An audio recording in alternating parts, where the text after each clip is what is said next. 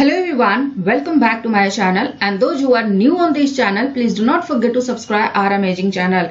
And in this lecture we are going to start brand new chapter, that is biosynthesis of amino acids, nucleotides and related molecules. And in this chapter we will cover four important topics. First one is the overview of nitrogen metabolism, and in this topic we will discuss how atmospheric nitrogen is converted into biologically useful form of nitrogen, and it occurs by nitrogen cycle.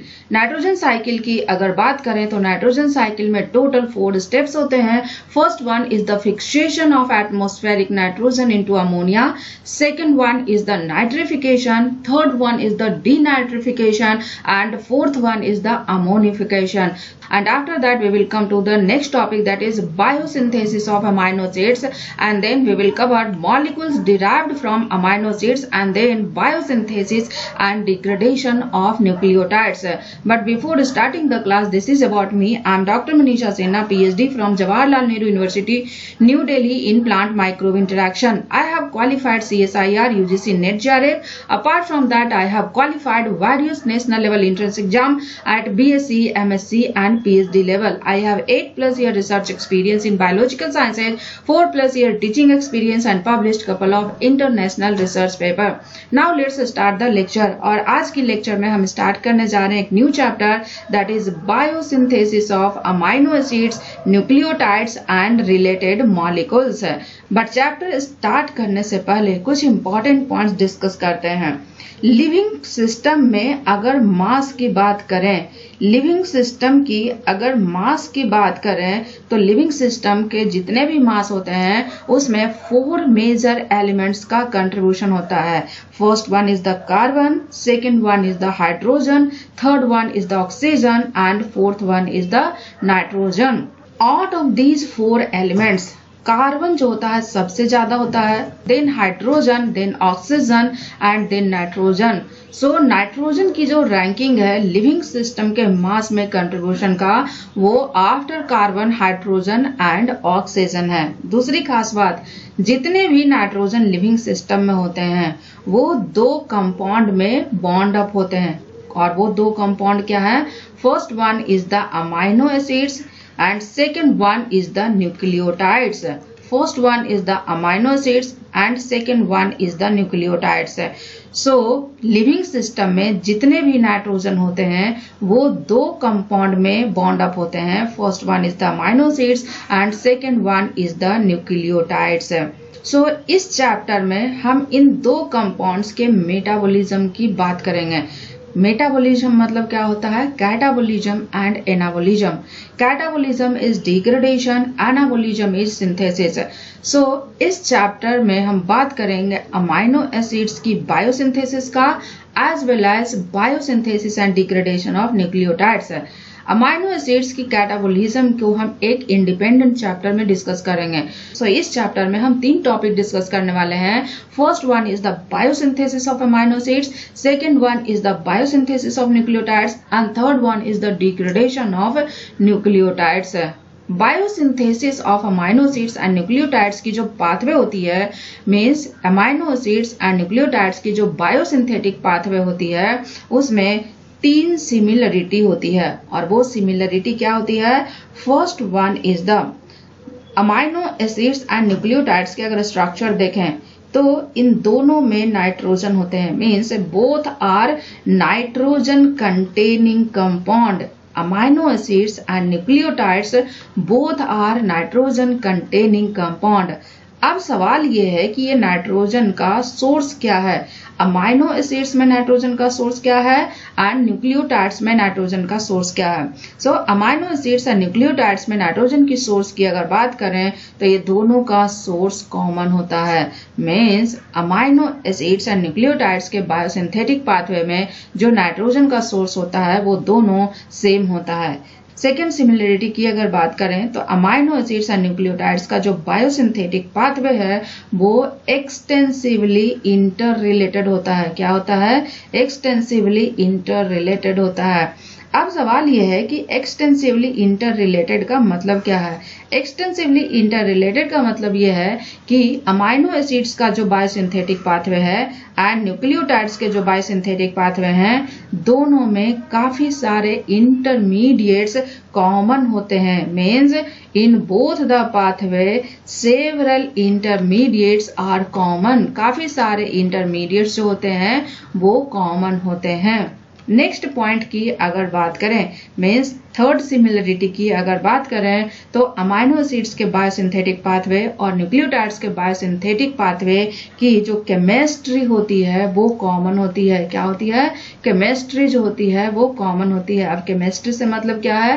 Chemistry से मतलब है chemical reaction. सो amino acids का जो biosynthetic pathway होता है and nucleotides का जो biosynthetic pathway होते हैं, उसमें कुछ केमिकल रिएक्शन जो होते हैं वो कॉमन होते हैं। और वो केमिकल रिएक्शन क्या है? First chemical reaction is transfer of nitrogen atom. First one is the transfer of nitrogen atom and second chemical reaction की अगर बात करें तो it is the transfer of one carbon group. Transfer of one carbon group. So nitrogen atom का transfer and one carbon group का transfer जो होता है, चाहे वो अमाइनो एसिड्स में हो या न्यूक्लियोटाइड्स में हो, दोनों में एक ही रिएक्शन मैकेनिज्म से होते हैं। अब पॉइंट यहाँ पे ये है कि ये जो नाइट्रोजन इनकॉर्पोरेट होता है अमाइनो एसिड्स में एंड न्यूक्लियोटाइड्स में, वो नाइट्रोजन अल्टीमेटली कहाँ से आता है? सो नाइट्रोजन का जो अल्टीमेट सोर्स है वो है एयर। मीन्स नाइट्रोजन का जो अल्टीमेट सोर्स है वो क्या है? Atmospheric nitrogen. और एयर की अगर बात करें तो एयर में 4/5 जो होते हैं वो मॉलिक्यूलर नाइट्रोजन होते हैं। क्या होते हैं? एयर में अगर सारे गैसेस का कंपोजिशन देखें तो उसमें 4/5 जो होता है वो नाइट्रोजन होता है। मीन्स नाइट्रोजन का अल्टीमेट सोर्स क्या है? Atmospheric nitrogen. So atmospheric nitrogen is ultimate source of nitrogen for amino acids and nucleotides. अब सवाल यह है कि ये atmospheric nitrogen biologically useful form of nitrogen में कैसे कन्वर्ट होता है? Atmospheric nitrogen biologically useful form of nitrogen में किस तरह से कन्वर्ट होता है? So atmospheric nitrogen biologically useful form of nitrogen में जिस प्रोसेस के थ्रू कन्वर्ट होता है that is nitrogen cycle. So nitrogen cycle is the process which converts atmospheric nitrogen into biologically useful form of nitrogen. Now coming to nitrogen cycle. Nitrogen cycle की अगर बात करें तो नाइट्रोजन साइकिल में total 4 steps होते हैं। Means nitrogen cycle में total 4 तरह की प्रोसेसेस होती है। First one is the fixation of atmospheric nitrogen. पहला क्या है? Fixation of atmospheric nitrogen. पहला स्टेप में क्या होता है? एटमॉस्फेरिक नाइट्रोजन का फिक्सेशन होता है और ये क्या बनाता है? अमोनिया। सेकेंड स्टेप की अगर बात करें तो इट इज नाइट्रिफिकेशन। ये क्या है? नाइट्रिफिकेशन। एंड थर्ड स्टेप की अगर बात करें तो it is denitrification. Third step is denitrification and fourth step is ammonification. Fourth step क्या है? Ammonification. So नाइट्रोजन साइकिल में टोटल 4 स्टेप्स होते हैं। First one is the fixation of atmospheric nitrogen to ammonia, second one is the nitrification, third one is the denitrification and fourth one is ammonification. So nitrogen cycle का overview क्या है? So this is the overview of nitrogen cycle. So first step क्या है? Atmospheric nitrogen ammonia में convert होता है। So first step क्या है? First step is nitrogen fixation. और नाइट्रोजन फिक्सेशन में क्या होता है? एटमॉस्फेरिक नाइट्रोजन अमोनिया में कन्वर्ट होता है। क्या होता है? एटमॉस्फेरिक नाइट्रोजन अमोनिया में कन्वर्ट होता है। जिस प्रोसेस के थ्रू एटमॉस्फेरिक नाइट्रोजन अमोनिया में कन्वर्ट होता है उस प्रोसेस को बोलते हैं नाइट्रोजन फिक्सेशन। और नाइट्रोजन फिक्सेशन सॉइल बैक्टीरिया के थ्रू होता है। And the best example is Klebsiella, Azotobacter and rhizobium. और इस प्रोसेस को हम आगे डिटेल में पढ़ने वाले हैं। सो एटमॉस्फेरिक नाइट्रोजन अमोनिया में कन्वर्ट हुआ तो ये अमोनिया कहाँ है, ये अमोनिया सॉइल में है क्योंकि ये सॉइल बैक्टीरिया के थ्रू हुआ है। सो ये जो अमोनिया सॉइल बैक्टीरिया में है, इस अमोनिया को सारे लिविंग ऑर्गेनिजम्स में यूटिलाइज करने की कैपेबिलिटी होती है। बट सॉइल में सॉइल बैक्टीरिया इतना अबंडेंट एंड एक्टिव होता है कि सॉइल में जितना भी अमोनिया होता है वो सबको नाइट्राइट एंड नाइट्रेट में कन्वर्ट होता है। So conversion of ammonia to nitrite and nitrate is nitrification. उसको क्या बोलते हैं, नाइट्रिफिकेशन बोलते हैं। जब अमोनिया नाइट्राइट एंड नाइट्रेट में कन्वर्ट होता है तो उस प्रोसेस को नाइट्रिफिकेशन बोलते हैं। अमोनिया जब नाइट्राइट में कन्वर्ट होता है तो उसको कन्वर्ट करने के लिए जो बैक्टीरिया यूज होता है that is Nitrosomonas and Nitrococcus. दो ऐसे बैक्टीरिया हैं जो अमोनिया को नाइट्राइट में कन्वर्ट करते हैं, that is Nitrosomonas and Nitrococcus. अब इस नाइट्राइट को नाइट्रेट में कौन बैक्टीरिया कन्वर्ट करता है, नाइट्रोबैक्टर। अब ये जो नाइट्राइट बना ये कहाँ है, ये सॉइल में है और प्लांट्स भी सॉइल में होते हैं। प्लांट्स का जो रूट होता है वो भी सॉइल में होते हैं और रूट की कैपेसिटी होती है वो वाटर एंड मिनरल्स को एब्जॉर्ब करता है। सो प्लांट्स के जो रूट होते हैं वो सॉइल से इस नाइट्राइट को एब्जॉर्ब करते हैं और इनको कन्वर्ट करते हैं किस चीज में, अमोनिया में। सो प्लांट में जब ये अमोनिया में कन्वर्ट होता है तो ये अमाइनो एसिड्स में इनकॉर्पोरेट होते हैं एंड न्यूक्लियोटाइड्स में इनकॉर्पोरेट होते हैं। सो प्लांट्स का ये अमाइनो एसिड्स मीन्स प्लांट्स को यूज करते हैं कौन, एनिमल्स। प्लांट्स को यूज करते हैं एनिमल्स और प्लांट्स को यूज करते हैं animals to build their proteins. But animals की जब डेथ होती है तो इन एनिमल्स की माइक्रोबियल डिग्रेडेशन होता है। क्या होता है, माइक्रोबियल डिग्रेडेशन होता है। एंड माइक्रोबियल डिग्रेडेशन के बाद ये फिर से किस फॉर्म में कन्वर्ट हो जाते हैं, ये अमोनिया में कन्वर्ट होते हैं और ये अमोनिया फिर से नाइट्राइट एंड नाइट्रेट में कन्वर्ट होता है। बट यहाँ पे एक और इम्पॉर्टेंट पॉइंट है कि fixed nitrogen and atmospheric nitrogen के बीच में बैलेंस बनता है। Fixed nitrogen and atmospheric nitrogen के बीच में बैलेंस बनाना बहुत जरूरी है और इस बैलेंस को मेंटेन करता है डीनाइट्रिफिकेशन। डीनाइट्रिफिकेशन क्या होता है, नाइट्रेट को नाइट्रोजन में कन्वर्ट करना। मीन्स नाइट्रेट अगर नाइट्रोजन में कन्वर्ट होता है then this process is denitrification and 50 से 70% जो नाइट्रोजन बनते हैं बायोलॉजिकल सिस्टम में वो डीनाइट्रिफिकेशन के थ्रू बनते हैं। किसके थ्रू बनते हैं, डीनाइट्रिफिकेशन के थ्रू बनते हैं। इसके अलावा एक और बैक्टीरिया है दैट इज एनामॉक्स बैक्टीरिया। क्या है, एनामॉक्स बैक्टीरिया।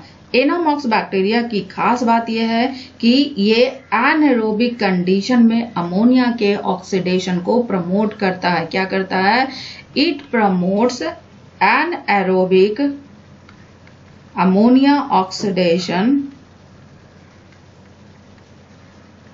सो एनामॉक्स बैक्टीरिया क्या है, एनारोबिक अमोनिया ऑक्सीडेशन को प्रमोट करता है। एनामॉक्स बैक्टीरिया क्या है, anammox bacteria anaerobic ammonia oxidation को प्रमोट करता है। क्या करता है, एनामॉक्स बैक्टीरिया एनारोबिक अमोनिया के ऑक्सीडेशन को प्रमोट करता है। मींस इस प्रोसेस के through ammonia and nitrate convert होता है किस चीज में, नाइट्रोजन में कन्वर्ट होता है। So this is overview of nitrogen cycle. अब आते हैं नाइट्रोजन फिक्सेशन के डिटेल्ड मैकेनिज्म पे। नाइट्रोजन फिक्सेशन की अगर बात करें तो नाइट्रोजन फिक्सेशन किस बैक्टीरिया से होता है, नाइट्रीफाइंग बैक्टीरिया एंड आर्किया से होता है। किससे होता है, नाइट्रीफाइंग बैक्टीरिया एंड आर्किया से होता है। आर्किया की अगर एग्जाम्पल की बात करें तो इट इज मिथानोजेनिक आर्किया। ये क्या है, मिथानोजेनिक आर्किया। मिथानोजेनिक आर्किया क्या करता है, हाइड्रोजन एंड कार्बन डाइऑक्साइड को यूज करके क्या बनाता है, मीथेन बनाता है और इसी से वो एनर्जी गेन करता है और इसी से वो एनर्जी ऑब्टेन करता है। वहीं पे अगर नाइट्रीफाइंग बैक्टीरिया की एग्जाम्पल की बात करें तो ये हो सकता है साइनोबैक्टीरिया। एंड साइनोबैक्टीरिया की खास बात ये है कि ये सॉइल में भी होता है, फ्रेश वाटर में भी होता है एंड मेरीन वाटर में भी होता है। नाइट्रीफाइंग बैक्टीरिया की दूसरी एग्जाम्पल की अगर बात करें तो ये फ्री लिविंग बैक्टीरिया भी होते हैं। क्या होते हैं? Free living bacteria. Free living bacteria का बेस्ट एग्जाम्पल है एजोटोबैक्टर। क्या है? एजोटोबैक्टर। नेक्स्ट नाइट्रीफाइंग बैक्टीरिया के एग्जाम्पल की अगर बात करें तो it is symbiotic bacteria. Symbiotic bacteria की खास बात यह है कि ये लेग्यूमिनस प्लांट के रूट नोड्यूल्स में होते हैं। कहाँ पे होते हैं? लेग्यूमिनस प्लांट्स के रूट नोड्यूल्स में होते हैं। लेगुमिनस प्लांट के रूट नोड्यूल्स में होते हैं। और सिम्बायोटिक बैक्टीरिया की बेस्ट एग्जांपल है rhizobium. Rhizobium is one of the symbiotic nitrogen fixing bacteria. अब पॉइंट यहाँ पे ये है कि नाइट्रोजन फिक्सेशन में नाइट्रोजन से क्या बनता है? Ammonia. So ammonia is the first important product of nitrogen fixation. Nitrogen fixation के अगर मैकेनिज्म को देखें तो क्या होता है? नाइट्रोजन प्लस हाइड्रोजन ये क्या बनाता है? अमोनिया। एंड हाइड्रोजन की अगर बात करें तो ये 3 मॉलिक्यूल्स होते हैं। So this is the balanced equation for ammonia formation. और इस रिएक्शन की जो डेल्टा जी प्राइम नॉट होती है, डेल्टा प्राइम जी नॉट जो होती है वो -33.5 किलो जूल पर मोल होती है। कितनी होती है? डेल्टा जी प्राइम नॉट की वैल्यू जो होती है -33.5 किलो जूल पर मोल होती है। और जब भी डेल्टा प्राइम जी नॉट की जो वैल्यू होती है निगेटिव होती है, it means it is exergonic reaction. ये क्या है? It is exergonic reaction means इस रिएक्शन में एनर्जी रिलीज होती है। बट इम्पॉर्टेंट पॉइंट यहाँ पे ये है कि अगर मॉलिक्यूलर नाइट्रोजन का स्ट्रक्चर देखें तो 2 नाइट्रोजन एटम के बीच में ट्रिपल बॉन्ड होता है। क्या होता है? ट्रिपल बॉन्ड होता है। और ट्रिपल बॉन्ड की खास बात यह है कि ये बहुत ही स्टेबल होता है। क्या होता है? ये बहुत ही स्टेबल होता है। और दूसरी खास बात यह है इनकी जो बॉन्ड एनर्जी होती है, बॉन्ड एनर्जी की अगर बात करें तो इट इज 930 किलो जूल पर मोल। मीन्स नाइट्रोजन के बीच में जो बॉन्ड होता है वो ट्रिपल बॉन्ड होता है जो कि काफी स्टेबल होता है। इनकी बॉन्ड एनर्जी जो होती है 930 किलो जूल पर मोल होती है। मीन्स क्योंकि नाइट्रोजन के बीच में जो बॉन्ड होता है ये काफी स्टेबल होता है। सो इस बॉन्ड को ब्रेक करने में काफी ज्यादा एनर्जी की रिक्वायरमेंट होगी। मीन्स इस बॉन्ड की जो एक्टिवेशन एनर्जी होगी वो एक्टिवेशन एनर्जी काफी ज्यादा हाई होगी। It is extremely high. Bond energy की नाइट्रोजन ट्रिपल बॉन्ड की जो एक्टिवेशन होगी वो काफी ज्यादा होगी। और दूसरी बात, ये नॉर्मल कंडीशन में केमिकली इनर्ट होता है। क्या होता है? ये नॉर्मल कंडीशन में केमिकली इनर्ट होता है। मीन्स ये नॉर्मली किसी से रिएक्ट नहीं होता है। So nitrogen is a chemically inert gas. अब सवाल ये है कि जब नाइट्रोजन से अमोनिया का फॉर्मेशन होता है तो इस नाइट्रोजन ट्रिपल बॉन्ड का ब्रेक होता है। बट इस बॉन्ड की जो एक्टिवेशन एनर्जी है वो काफी ज्यादा है। तो सवाल ये है कि इस एक्टिवेशन एनर्जी को ओवरकम कैसे करते हैं। सो पहले आते हैं इसके इंडस्ट्रियल प्रोसेस पे। इंडस्ट्री में अमोनिया का फॉर्मेशन कैसे होता है। इंडस्ट्री में अमोनिया के फॉर्मेशन की अगर बात करें तो वो हैबर प्रोसेस के थ्रू होता है। किसके थ्रू होता है? हैबर प्रोसेस के थ्रू होता है।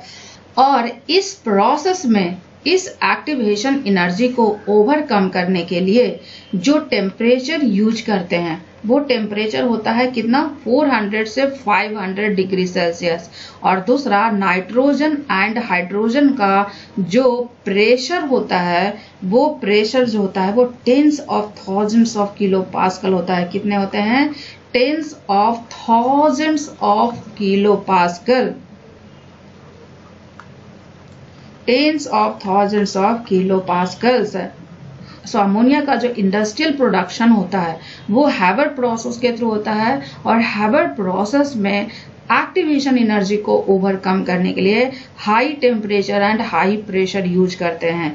बट पॉइंट यहाँ पे ये है कि जो बायोलॉजिकल नाइट्रोजन फिक्सेशन होता है, बायोलॉजिकल नाइट्रोजन फिक्सेशन की अगर बात करें तो बायोलॉजिकल नाइट्रोजन फिक्सेशन जो होता है वो बायोलॉजिकल टेम्परेचर पे होता है। किस पे होता है? बायोलॉजिकल टेम्परेचर पे होता है। एंड प्रेशर की अगर बात करें तो ये 0.8 एटमॉस्फेयर होता है। ये प्रेशर किसका है? नाइट्रोजन का। So biological nitrogen fixation biological temperature पे होता है एंड प्रेशर 0.8 एटमॉस्फेयर पे होता है।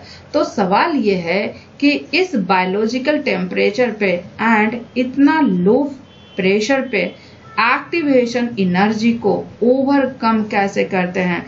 How they overcome high activation energy, high activation energy को ओवरकम कैसे करते हैं? और इस चीज को ओवरकम किया जाता है bye binding and hydrolysis of ATP. कैसे करते हैं? बायोलॉजिकल नाइट्रोजन फिक्सेशन में जो एक्सट्रीमली हाई एक्टिवेशन एनर्जी होती है उस एक्सट्रीमली हाई एक्टिवेशन एनर्जी को ओवरकम करते हैं bye binding and hydrolysis of ATP.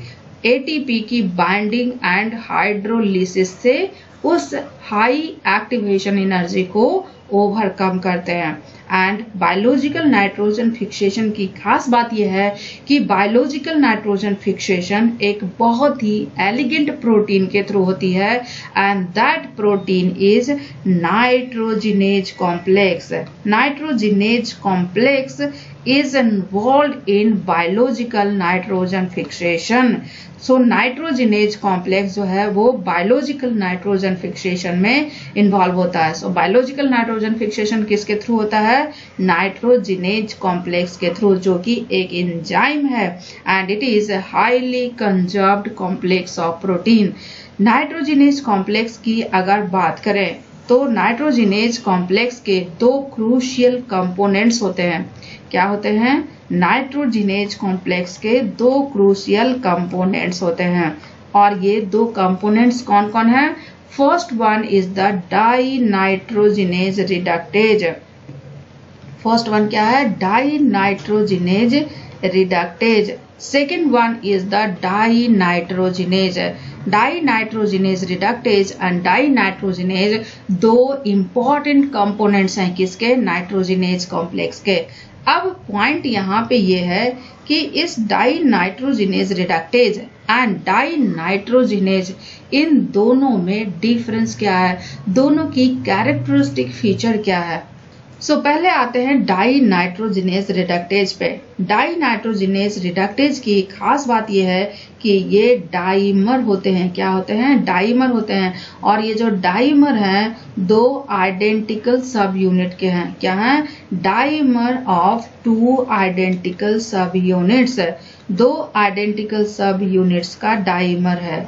Means क्योंकि दो आइडेंटिकल सब यूनिट्स के डाइमर है इसीलिए इसको होमोडाइमर भी बोल सकते हैं। दूसरी खास बात है इसमें एक 4Fe4S रिडॉक्स सेंटर होता है। डाई नाइट्रोजिनेज की खास बात यह है कि इसमें एक 4Fe4S रिडॉक्स सेंटर होता है। क्या होता है? 4Fe4S रिडॉक्स सेंटर होता है। अब ये जो 4Fe4S रिडॉक्स सेंटर होता है ये दोनों सब यूनिट के बीच में होता है। कहाँ होता है? दोनों सब यूनिट के बीच में होता है। So this 4Fe4S redox center is bond between सब यूनिट्स। ये कहाँ बॉन्ड होता है? दोनों सब यूनिट्स के बीच में बॉन्ड होता है। दूसरी खास बात, ये जो 4Fe4S redox center है ये एक इलेक्ट्रॉन से ऑक्सीडाइज होता है एंड रिड्यूस होता है। It can be oxidized and reduced by one electron. It can be oxidized and reduced by one electron. ये वन इलेक्ट्रॉन से ऑक्सीडाइज हो सकता है एंड रिड्यूस हो सकता है। दूसरी खास बात डाई नाइट्रोजनेज रिडक्टेज की, इनके दोनों सब यूनिट पे एक एटीपी एडीपी बाइंडिंग साइट होती है। क्या होती है? इनके दोनों सब यूनिट पे एक एटीपी एडीपी बाइंडिंग साइट होती है।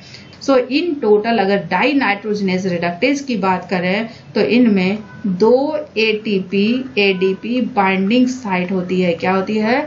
2 एटीपी एडीपी बाइंडिंग साइट होती है। One on each subunit. One on each subunit. So this is the characteristic feature of dinitrogenase reductase.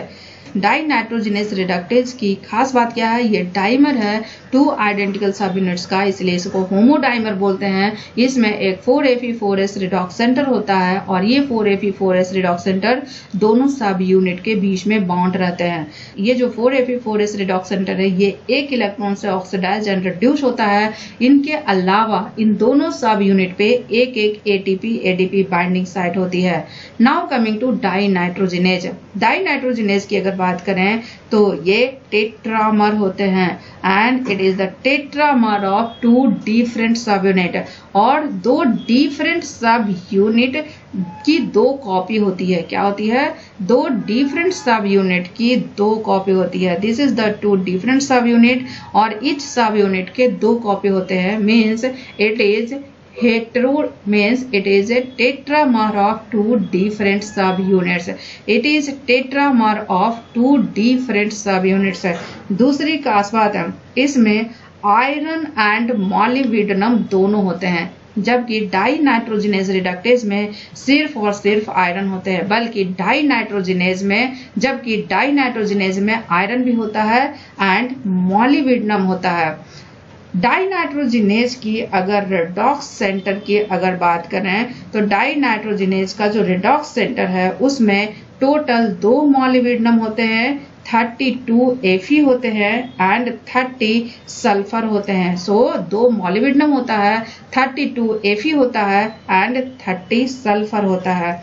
सो डाइनाइट्रोजनेज में जितना भी आयरन होता है इनका हाफ जो होता है वो 4Fe4S क्लस्टर के 2 ब्रीज्ड पेयर के फॉर्म में होता है। क्या होता है? 4Fe4S के 2 ब्रीज्ड पेयर के फॉर्म में होता है और इसको बोलते हैं P क्लस्टर। इसको क्या बोलते हैं? P क्लस्टर बोलते हैं। और जो बाकी आयरन होते हैं वो आयरन मॉलिब्डेनम कोफैक्टर के फॉर्म में होते हैं। किसके फॉर्म में होते हैं? आयरन मॉलिब्डेनम कोफैक्टर के फॉर्म में होते हैं। सो डाइनाइट्रोजनेज की खास बात क्या है? ये टेट्रामर होता है, इसमें आयरन मॉलिब्डेनम दोनों होता है। इनके रिडॉक्स सेंटर में सिर्फ आयरन सल्फर नहीं होते हैं बट आयरन सल्फर के अलावा मॉलिब्डेनम भी होता है, और जितना आयरन होता है उसका हाफ आयरन जो होता है 4Fe4S के ट्रू ब्रीज्ड पेयर के क्लस्टर के फॉर्म में होते हैं और उसको P क्लस्टर बोलते हैं। बाकी जो रिमेनिंग आयरन होते हैं आयरन मॉलिब्डेनम कोफैक्टर के फॉर्म में होते हैं। दूसरी खास बात, ये जो डाई नाइट्रोजनेज है इसमें क्या होता है? Iron and molybdenum. कुछ डाई नाइट्रोजनेज ऐसे होते हैं जहां पे मॉलिब्डेनम के जगह पे वेनेडियम प्रेजेंट होते हैं, और कुछ डाई नाइट्रोजनेज ऐसे होते हैं जिसमें मॉलिब्डेनम और वेनेडियम दोनों प्रेजेंट होते हैं। किसी इन्वायरमेंटल कंडीशन में वैनेडियम कंटेनिंग डाइनाइट्रोजनेज जो होते हैं वो नाइट्रोजन फिक्सेशन में इन्वॉल्व होते हैं, बट कुछ कंडीशन में मॉलिब्डेनम कंटेनिंग डाइनाइट्रोजनेज जो होते हैं वो नाइट्रोजन फिक्सेशन में इन्वॉल्व होते हैं। बट पॉइंट यहाँ पे ये है कि जो वेनेडियम कंटेनिंग डाइनाइट्रोजनेज है ये वेल कैरेक्टराइज नहीं है। जो वेल कैरेक्टराइज है नाइट्रोजन फिक्सेशन के लिए दैट इज मॉलिब्डेनम कंटेनिंग डाइनाइट्रोजनेज। दूसरी खास बात, नाइट्रोजन फिक्सेशन के लिए 2 चीज की रिक्वायरमेंट होती है। किस चीज की रिक्वायरमेंट होती है? पहला, highly reduced form of dinitrogenase. Dinitrogenase काफी ही रिड्यूस्ड फॉर्म में होना चाहिए, highly reduced form of die nitrogenase. Die nitrogenase काफी रिड्यूस्ड फॉर्म में होना चाहिए। इसके अलावा 8 इलेक्ट्रॉन्स की रिक्वायरमेंट होती है। अब इस 8 इलेक्ट्रॉन में जो 6 इलेक्ट्रॉन है ये नाइट्रोजन के प्रोडक्शन के लिए यूज होगा, बाकी 2 इलेक्ट्रॉन जो है वो 1 मॉलिक्यूल हाइड्रोजन के प्रोडक्शन के लिए यूज होगा। And production of hydrogen is obligatory part of nitrogen fixation. तो नाइट्रोजन फिक्सेशन के लिए किस किस चीज की रिक्वायरमेंट है? पहला तो highly reduced form of dinitrogenase और दूसरा 8 इलेक्ट्रॉन। अब सवाल यहाँ पे ये है कि ये जो डाई नाइट्रोजिनेज का हाईली रिड्यूस्ड फॉर्म कैसे आएगा? So highly reduced form of dinitrogenase की अगर बात करें तो ये इलेक्ट्रॉन ट्रांसफर से होता है, और जो oxidized form of dinitrogenase है इसको इलेक्ट्रॉन कौन ट्रांसफर करेगा? इसको इलेक्ट्रॉन ट्रांसफर करेगा die nitrogenase reductase. Dinitrogenase enzyme में डाई नाइट्रोजिनेज रिडक्टेज की 2 बाइंडिंग साइट होती है, और इसी बाइंडिंग साइट पे वो डाई नाइट्रोजिनेज रिडक्टेज क्या करता है? बाइंड करता है, और बाइंड करने के बाद वो 8 इलेक्ट्रॉन को ट्रांसफर करता है। बट एक टाइम में 1 इलेक्ट्रॉन का ही ट्रांसफर होता है, और जैसे ही वो इलेक्ट्रॉन ट्रांसफर होता है oxidized form of dinitrogenase क्या करता है? डिसोशिएट कर जाता है from reduced form of dinitrogenase. So die nitrogenase reductase एक बार में एक ही इलेक्ट्रॉन ट्रांसफर करता है। सो टोटल ये 8 टाइम्स इनको चाहिए 8 इलेक्ट्रॉन को ट्रांसफर करने के लिए। क्या करने के लिए? 8 टाइम्स चाहिए 8 इलेक्ट्रॉन को ट्रांसफर करने के लिए, और ईच टर्न में एक इलेक्ट्रॉन को ट्रांसफर करने में 2 ATP का खर्च होता है। क्या होता है? एक इलेक्ट्रॉन को ट्रांसफर करने में 2 ATP का खर्च होता है। क्यों खर्च होता है?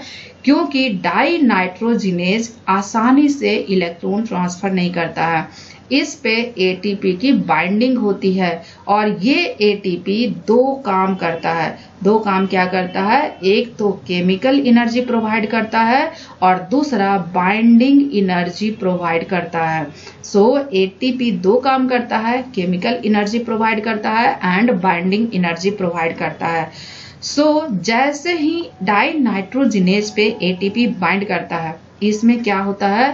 कन्फर्मेशनल चेंज होता है। क्या होता है? सो जैसे ही ATP बाइंड किया उसमें कन्फर्मेशनल चेंज हुआ, और दूसरी खास बात जैसे ही इलेक्ट्रॉन ट्रांसफर होता है, इलेक्ट्रॉन ट्रांसफर के पहले ATP की हाइड्रोलिसिस होती है। क्या होती है? ATP की हाइड्रोलिसिस होती है। So conformational change and ATP hydrolysis ये दोनों हाई एक्टिवेशन एनर्जी को ओवरकम कर देते हैं। क्या करते हैं? हाई एक्टिवेशन एनर्जी को ओवरकम कर देते हैं। सो बायोलॉजिकल नाइट्रोजन फिक्सेशन में जो हाई एक्टिवेशन एनर्जी होती है उसको ओवरकम कौन करता है? Binding and hydrolysis of ATP। ATP की बाइंडिंग से क्या होता है? कन्फर्मेशनल चेंजेस होते हैं। ATP की हाइड्रोलिसिस से केमिकल एनर्जी कंट्रीब्यूट होता है, और ये दोनों के दोनों हाई एक्टिवेशन एनर्जी को ओवरकम करते हैं। So this is the important role of ATP। अब सवाल यह है कि इस डाई नाइट्रोजिनेज रिडक्टेज में इलेक्ट्रॉन कहां से आता है? सो डाई नाइट्रोजिनेज रिडक्टेज जब एक इलेक्ट्रॉन ट्रांसफर करता है तो 2 ATP को खर्च करता है, लेकिन टोटल हमें यहाँ पे 8 इलेक्ट्रॉन ट्रांसफर करना है। सो 8 इलेक्ट्रॉन में टोटल कितने ATP की इन्वेस्टमेंट होगी? 8 × 2 ATP, और ये टोटल हो जाएगा कितना? 16 ATP। सो टोटल 16 ATP की इन्वेस्टमेंट होती है for the transfer of 8 electron. अब सवाल यह है कि डाई नाइट्रोजिनेज में इलेक्ट्रॉन कहां से आता है? डाई नाइट्रोजिनेज की अगर बात करें तो डाई नाइट्रोजिनेज जो होते हैं ऑक्सीडाइज्ड फॉर्म में, डाई नाइट्रोजिनेज रिडक्टेज जो होते हैं ऑक्सीडाइज्ड फॉर्म में होते हैं, और इनको इलेक्ट्रॉन के और इनका जो इलेक्ट्रॉन डोनर होता है और इनके लिए जो इलेक्ट्रॉन डोनर होता है वो वेरिएबल होता है। ये फेरोडॉक्सिन भी हो सकता है, फ्लैवोडॉक्सिन भी हो सकता है, और और अदर डोनर भी हो सकते हैं, but most of the cases में फेरोडॉक्सिन या फ्लैवोडॉक्सिन होते हैं। अब ये फेरोडॉक्सिन और फ्लैवोडॉक्सिन क्या करता है, डाई नाइट्रोजिनेज रिडक्टेज को इलेक्ट्रॉन देता है और die nitrogenase reductase reduced form में कन्वर्ट होता है। बट ये फेरोडॉक्सिन में इलेक्ट्रॉन कहाँ से आता है, जो ऑक्सीडाइज्ड फॉर्म ऑफ फेरोडॉक्सिन और फ्लैवोडॉक्सिन है उसमें इलेक्ट्रॉन आते हैं पायरुवेट से। एक पायरुवेट एक को एंजाइम ए से रिएक्शन करता है तो एक एसिटाइल को एंजाइम ए बनाता है, और एक पायरुवेट जब एक एसिटाइल को एंजाइम ए बनाता है तो 2 इलेक्ट्रॉन ट्रांसफर होता है। बट 4 पायरुवेट अगर 4 एसिटाइल को एंजाइम बनाएगा तो यहाँ पे 8 इलेक्ट्रॉन ट्रांसफर होगा। तो अल्टीमेट इलेक्ट्रॉन डोनर कौन है, पायरुवेट। पायरुवेट से कहाँ जाता है, फेरोडॉक्सिन में, फेरोडॉक्सिन से डाई नाइट्रोजिनेज रिडक्टेज में, डाई नाइट्रोजिनेज रिडक्टेज देता है किसको, डाई नाइट्रोजिनेज को। So now this is the highly reduced form of dinitrogenase. अब ये जो highly reduced form of dinitrogenase है ये नाइट्रोजन को अमोनिया में कन्वर्ट कर देता है। बट फिजियोलॉजिकल पीएच पे जो अमोनिया होता है वो NH4 प्लस के फॉर्म में होता है। किसके फॉर्म में होता है, NH4 प्लस के फॉर्म में होता है। सो यहाँ 1 मॉलिक्यूल नाइट्रोजन से 2 मॉलिक्यूल अमोनिया बन रहे हैं। सो 2 मॉलिक्यूल अमोनिया बनने के लिए टोटल 8 इलेक्ट्रॉन्स की रिक्वायरमेंट होती है एंड टोटल 16 ATP की रिक्वायरमेंट होती है। बट 1 मॉलिक्यूल अमोनिया के प्रोडक्शन के लिए कितने ATP की रिक्वायरमेंट होगी, टोटल 8 ATP की रिक्वायरमेंट होगी। सो this is the detailed mechanism of nitrogen fixation. अब इस नाइट्रोजिनेज कॉम्प्लेक्स की एक बहुत ही खास बात है, वो खास बात क्या है, that is extreme liability from the oxygen.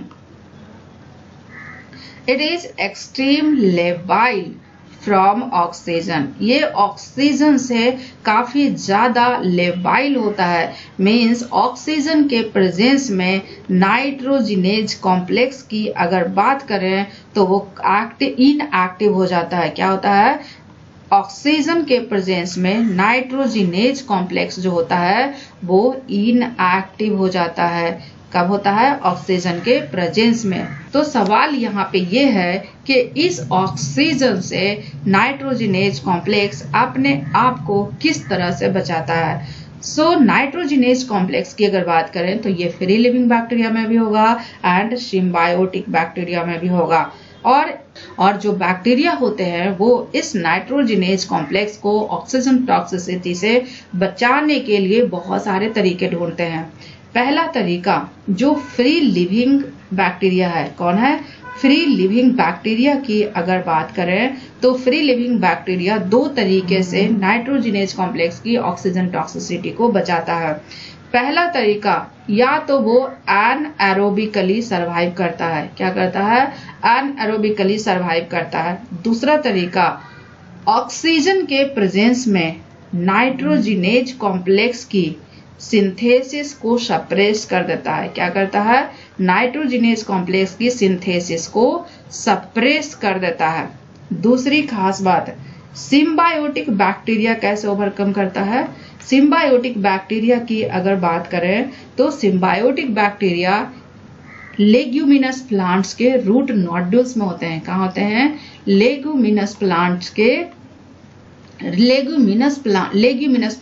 कहाँ होते हैं, रूट नोड्यूल्स में होते हैं। लेग्यूमिनस प्लांट्स के रूट नोड्यूल्स में होते हैं।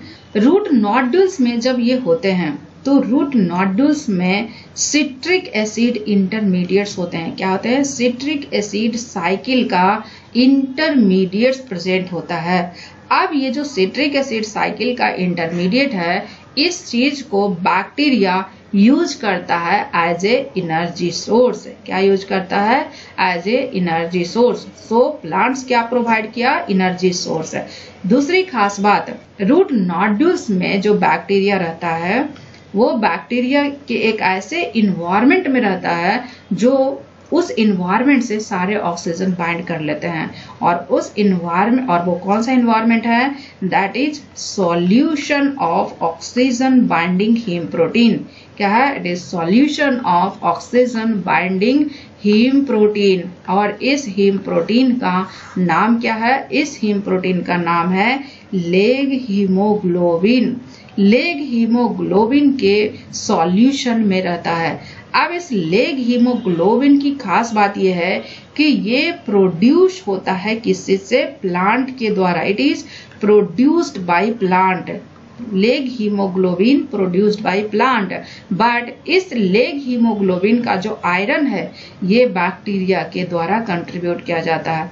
सो बैक्टीरिया के लिए प्लांट दो चीज प्रोवाइड करता है, एक तो सिट्रिक एसिड साइकिल का इंटरमीडिएट जो बैक्टीरिया एनर्जी सोर्स के रूप में यूज करता है, और दूसरा प्लांट्स प्रोवाइड करता है ऐसा इन्वायरमेंट जिसमें बैक्टीरिया के नाइट्रोजनेज कॉम्प्लेक्स को कोई नुकसान ना हो। और वो इन्वायरमेंट क्या है, solution of oxygen binding protein, that is leg haemoglobin. और ये लेग हीमोग्लोबिन प्लांट बनाता है, लेकिन उसका जो आयरन है वो बैक्टीरिया बनाता है। तो सवाल ये है कि प्लांट्स बैक्टीरिया के लिए इतना सारा काम करता है, तो बैक्टीरिया से प्लांट को क्या मिलता है, बैक्टीरिया से प्लांट को मिलता है ready supply of fixed nitrogen. Bacteria क्या करता है, फिक्स्ड नाइट्रोजन का रेडी सप्लाई करता है। बैक्टीरिया नाइट्रोजन फिक्सेशन करता है और वो फिक्स्ड नाइट्रोजन को कौन यूज करता है, plant. So ready supply of fixed nitrogen. Plant क्या करता है, प्लांट एनर्जी सोर्स प्रोवाइड करता है as well as environment provide करता है to overcome the oxygen toxicity. अब बैक्टीरिया वापस क्या देता है, फिक्स्ड नाइट्रोजन को रेडी सप्लाई करता है। So this is the symbiotic relationship. So this is the figure of the root nodules in leguminous plant. ये क्या है, रूट नोड्यूल्स है लेग्यूमिनस प्लांट्स के, and this is the flower of this plant, and this is the thin section of root nodule. ये क्या है, it is the thin section of root nodule. Root nodule का thin section है, और इसमें आप बहुत ही क्लियर देख पाएंगे ये क्या है, बैक्टीरिया है, जो रेड कलर से है बैक्टीरिया है। और बैक्टीरिया इस तरह के सॉल्यूशन में है जिसमें ऑक्सीजन की टॉक्सिसिटी इसको नहीं होती है, मीन्स इसमें लेग हीमोग्लोबिन है, और लेग हीमोग्लोबिन क्या करता है, सारे ऑक्सीजन से बाइंड कर जाता है और नाइट्रोजनेज कॉम्प्लेक्स को एक्टिव रखता है। और नाइट्रोजनेज कॉम्प्लेक्स एक्टिव जो होते हैं वो नाइट्रोजन फिक्सेशन में इन्वॉल्व होते हैं। अब सवाल यहाँ पे ये है कि बैक्टीरिया क्या किया, नाइट्रोजन फिक्सेशन के थ्रू नाइट्रोजन से क्या बनाया, अमोनिया। अब ये अमोनिया अमाइनो एसिड्स में कैसे एसिमिलेट होगा, जो अमाइनो एसिड होते हैं उसमें ये अमोनिया कैसे एसिमिलेट होता है। और जो एंट्री पॉइंट होता है अमोनिया का, वो दो एंट्री पॉइंट होता है। First one is the glutamate and second one is the glutamine. So ये जो अमोनिया बना वो अमोनिया दो अमाइनो एसिड के थ्रू इंटर करेगा for the formation of amino acids, और इसी दो अमाइनो एसिड से अदर अमाइनो एसिड्स बनते हैं as well as nitrogen containing compound. अब सवाल यह है कि इस नाइट्रोजन का अमोनिया ग्लूटामेट और ग्लूटामीन में इंटर कैसे करता है। सो now coming to the mechanism of incorporation of ammonia into biomolecules through glutamate and glutamine. So glutamate and glutamine ये दो ऐसे अमाइनो एसिड है जिसके थ्रू अमोनिया का नाइट्रोजन इंटर करता है।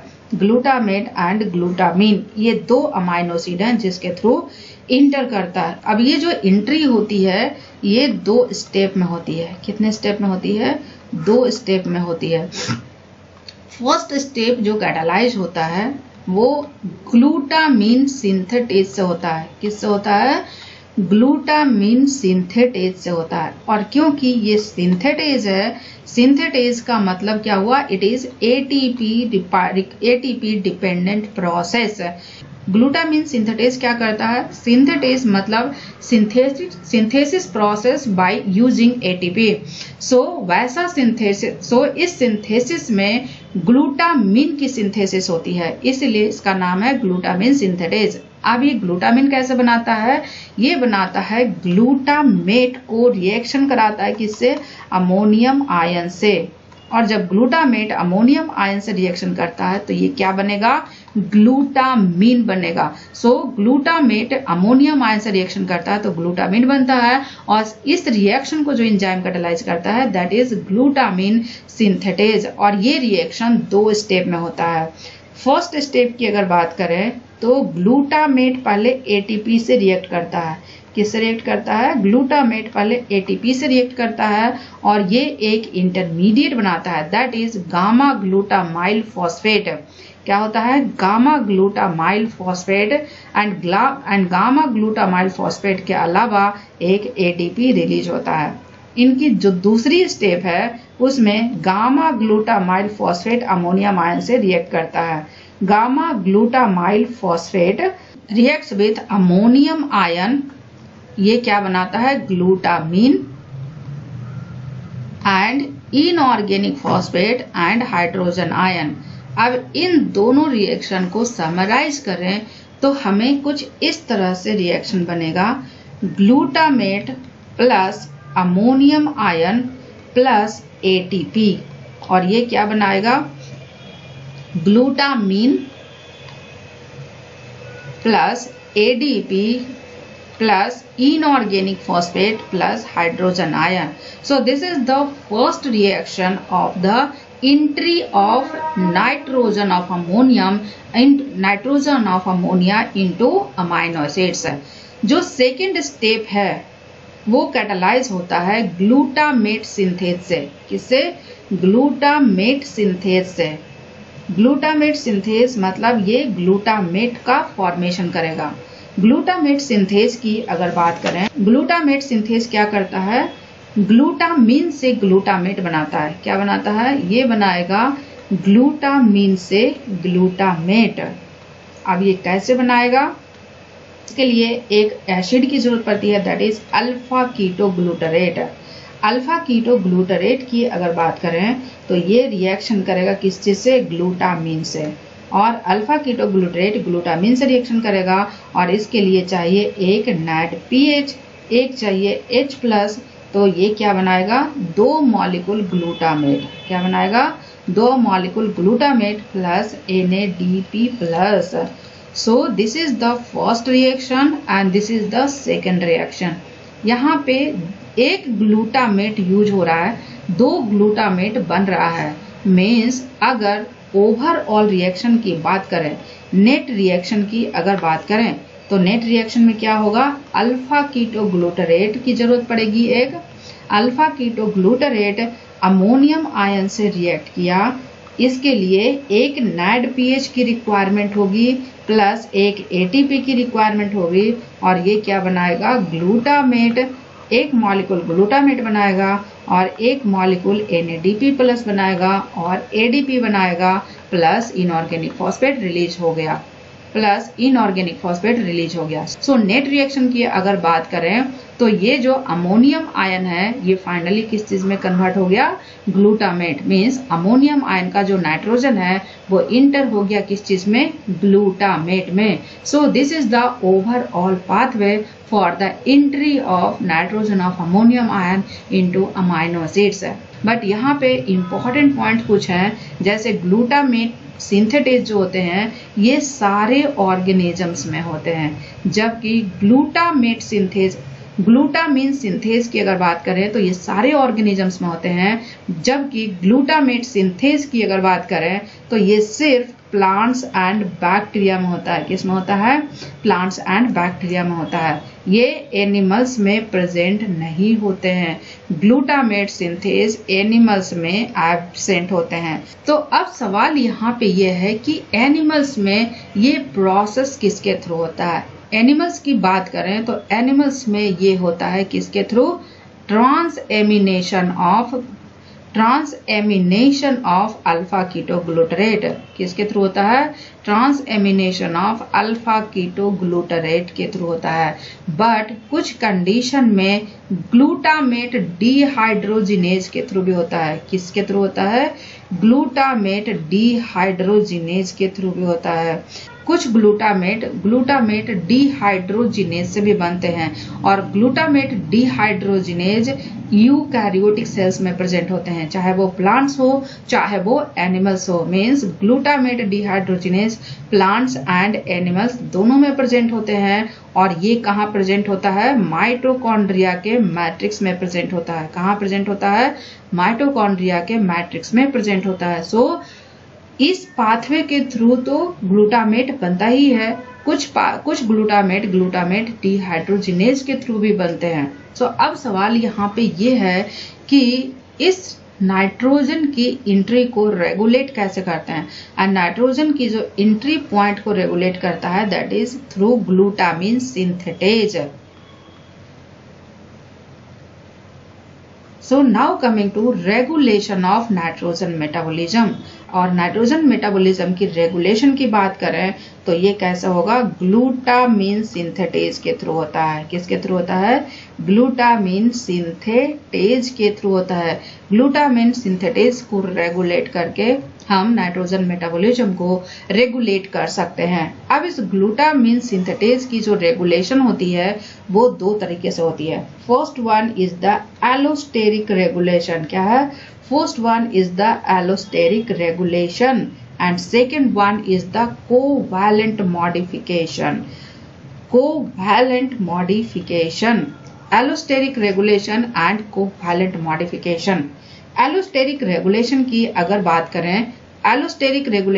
अगर बात करें तो ग्लूटामिन सिंथेटेज का जो एलोस्टेरिक रेगुलेशन होता है वो ग्लूटामिन के मेटाबॉलिज्म के 6 प्रोडक्ट से होता है। किससे होता है? ये 6 प्रोडक्ट से होता है। ग्लूटामिन का मेटाबॉलिज्म से ये 6 प्रोडक्ट बनते हैं and that is CTP, histidine, glucosamine 6 phosphate, carbamoyl phosphate, tryptophan and AMP।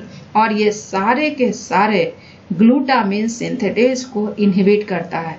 इस इनहिबिशन की खास बात यह है कि अगर इंडिपेंडेंटली ये सारे करते हैं तो ये पार्शियल इनहिबिशन करते हैं। क्या करते हैं? Partial inhibition. लेकिन जब ये 6 साथ में लगते हैं तो ये क्यूमुलेटिव इनहिबिशन करते हैं। क्या करते हैं? क्यूमुलेटिव इनहिबिशन करते हैं। बट यहाँ पे 2 चीज और है, glycine and alanine.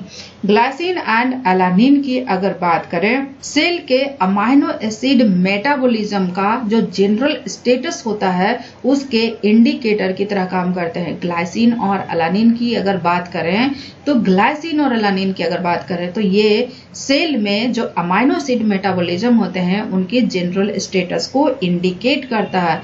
So glycine and alanine serve as indicators of general status of amino acid metabolism. General status of amino acid metabolism in cell. So glutamine synthetase की जो allosteric regulation होती है वो किसके थ्रू होती है? Glutamine metabolism का जो 6 प्रोडक्ट होते हैं उनके थ्रू होता है। That is CTP, histidine, glucosamine 6 phosphate, AMP, tryptophan and carbamoyl phosphate. और ये सब इंडिपेंडेंटली पार्शियल इनहिबिटर की तरह काम करते हैं लेकिन कंबाइंडली क्यूमुलेटिव इनहिबिटर की तरह काम करते हैं। मीन्स जब ये 6 साथ में मिलेंगे तो ग्लूटामिन सिंथेटेज को शट डाउन कर देते हैं। So this is all about allosteric regulation of glutamine synthetase. Now coming to covalent modification of glutamine synthetase. Covalent modification की अगर बात करें तो एंजाइम के एक्टिव साइट के नियर बाई एक अमाइनो एसिड होता है दैट इज टायरोसिन। अब इस टायरोसिन पे क्या होता है? AMP का एडिशन होता है, एडिनोसिन मोनोफॉस्फेट। जब ये टायरोसिन पे AMP का एडिशन होता है उस प्रोसेस को बोलते हैं एडिनिलाइलेशन। क्या बोलते हैं? Adenylylation. So this is the AMP और दिस इज द टायरोसिन जो एंजाइम के एक्टिव साइट के नियर बाई होता है। अब इस टायरोसिन पे क्या ऐड होता है? AMP।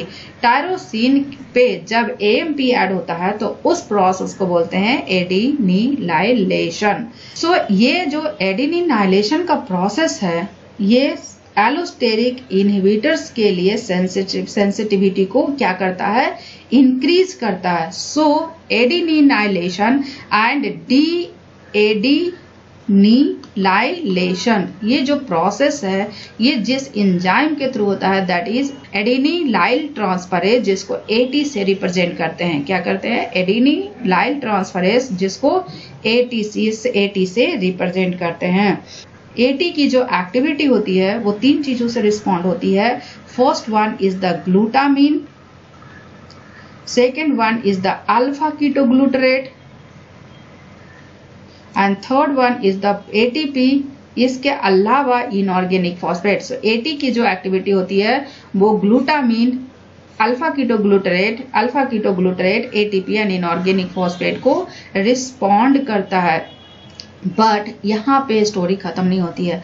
इस एटी की जो एक्टिविटी होती है ये मॉड्यूलेट होती है दूसरे रेगुलेटरी प्रोटीन से, और उस रेगुलेटरी प्रोटीन को बोलते हैं P2। बट इस P2 की भी एक्टिविटी खुद से रेगुलेट नहीं होती है। इस P2 की एक्टिविटी रेगुलेट होती है UMP से। UMP जब P2 से ऐड होता है तो ये क्या बनाता है, P2 UMP कॉम्प्लेक्स। अब ये जो P2 UMP कॉम्प्लेक्स है ये ग्लूटामिन सिंथेटेज के डीएडिनिलाइलेशन को क्या करता है, स्टिमुलेट करता है। क्या करता है, स्टिमुलेट करता है। सो P2 UMP जब बनता है, सो P2 से जब UMP अटैच होता है तो क्या बनाता है, P2 UMP कॉम्प्लेक्स। और P2 के UMP से कॉम्प्लेक्स बनने में दो चीज इनहिबिट करता है। First one is the glutamine and second one is the inorganic phosphate. So P2 UMP complex क्या करेगा, AT से कॉम्प्लेक्स बनाएगा, और ये कॉम्प्लेक्स क्या करता है, डीएडिनिलाइलेशन को प्रमोट करता है। सो AMP से क्या होगा, सो डीएडिनिलाइलेशन को प्रमोट करेगा, मीन्स ग्लूटामिन सिंथेटेज जो होते हैं उससे AMP डिटैच हो जाएगा और वो एक्टिव हो जाएगा। लेकिन जब P2 AT से कॉम्प्लेक्स बनाता है तो सिर्फ P2 AT कॉम्प्लेक्स जो होता है एडिनिलाइलेशन को प्रमोट करता है, means active glutamine synthase inactive में कन्वर्ट हो जाता है। सो इन कंक्लूजन क्या हुआ, P2 UMP ये जब AT से कॉम्प्लेक्स बनाता है तो ग्लूटामिन सिंथेटेज को एक्टिव करता है, लेकिन सिर्फ P2 AT से कॉम्प्लेक्स बनाता है तो ये ग्लूटामिन सिंथेटेज को इनएक्टिव कर देता है। बट यहाँ पे स्टोरी खत्म नहीं होती है। जो यूरिडिलाइटेड P2 है, मीन्स जो P2 UMP कॉम्प्लेक्स है ये जीन रेगुलेशन को भी कंट्रोल करता है। क्या करता है, जीन रेगुलेशन में भी इन्वॉल्व होता है। किसके, ग्लूटामिन सिंथेटेज जीन को जो इनकोड करता है उस जीन के एक्सप्रेशन को बढ़ाता है। क्या करता है, ग्लूटामिन सिंथेटेज के जीन के एक्सप्रेशन को इंक्रीज करता है। सो जब P2 UMP कॉम्प्लेक्स होगा ये दो चीज काम करेगा। पहले ये AT से कॉम्प्लेक्स करके ग्लूटामिन सिंथेटेज को एक्टिव करता है, और दूसरा P2 UMP complex glutamine synthetase के जीन के एक्सप्रेशन को इंक्रीज करता है। So this is all about nitrogen cycle and regulation of nitrogen metabolism. So if you find this video informative, please do like, share and subscribe and stay tuned for the next lecture.